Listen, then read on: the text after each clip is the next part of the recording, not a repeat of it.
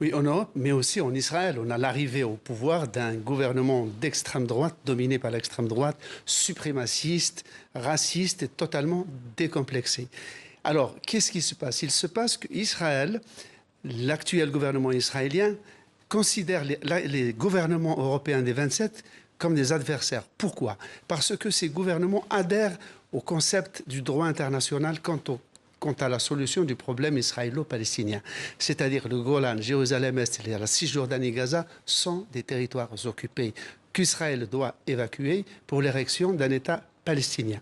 Or, cela, l'actuel gouvernement israélien ne veut plus en entendre parler et il est soutenu par le gouvernement Trump en ce sens.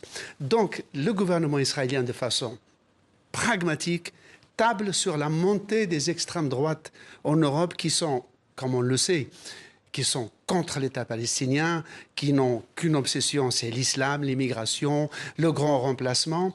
Donc ça cadre parfaitement avec les visées de l'extrême droite israélienne qui table, ce faisant, sur l'avenir. Parce qu'ils pensent que Jordan Bardella ou l'AfD en Allemagne sont des partis qui sont appelés à gouverner un jour.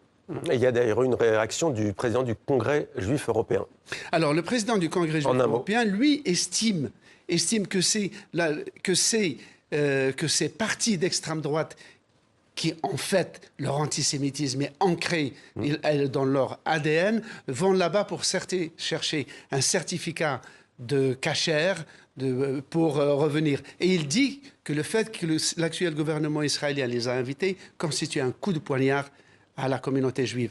Et là, on vient de voir, par exemple, tout à l'heure, le journal israélien qui dit que c'est peut-être l'erreur qu'il ne fallait pas faire et que le gouvernement israélien risque de perdre une carte, disons, ce qu'ils appellent l'histoire d'amour, le flirt entre Netanyahou et la communauté juive française. Le journal Dernier point, le parti d'extrême droite allemand, lui, utilise l'image avec son assentiment du fils de Benjamin Netanyahou comme image de propagande. Il faut juste rappeler, pour terminer, que ce parti AfD a été fondé par des nostalgiques du Troisième Reich. Merci Slimane.